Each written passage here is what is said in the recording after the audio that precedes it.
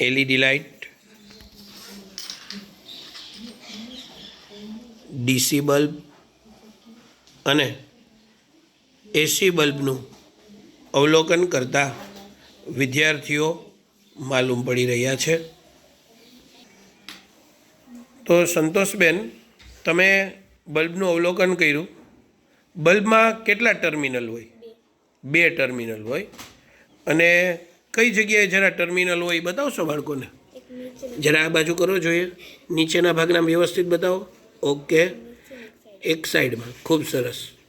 હવે આપણે સંતોષબેનને કહીએ કે બલ્બના બંને ટર્મિનલ સાથે બેટરીના છેડાઓને દઈ અને બલ્બને ચાલુ કરીને બતાવે.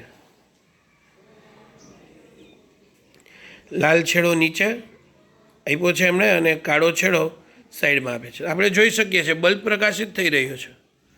ખૂબ સરસ. હવે આપણે વાત કરીએ બેનને કે ટર્મિનલ બદલાવીને ચેક કરીએ. એટલે કે કાળો છેડો નીચેની બાજુએ અને લાલ છેડાને સાઈડમાં દઈએ. અરે વાહ! તો શું બલ્બ પ્રકાશિત થયો? હા. તો ડીસી બલ્બ જે હોય એને ટર્મિનલ સાથે કશું જ લેવા દેવા હોતું નથી. અહીંયા હાર્દિકભાઈએ એલઈડી લાઇટના છેડાઓને બેટરી સાથે જોડી અને ચેક કર્યું છે. તો એલઈડી લાઇટ શરૂ થઈ રહી છે. જરા છેડા ઉલટાવીને બતાવો જોઈએ હાર્દિકભાઈ. જ્યારે છેડાઓને ઉલટા કરવામાં આવ્યા એલઈડી લાઇટમાં તો શું બલ્બ પ્રકાશિત થયો? નહીં. તો બલ્બ પ્રકાશિત થતો નથી. હવે રેહાનભાઈ આવી ગયા છે. રેહાનભાઈ પાસે એસી બલ્બ છે. જરા છેડા આપીને ચેક કરો જોઈએ રેહાનભાઈ, બલ્બ ચાલુ થાય છે?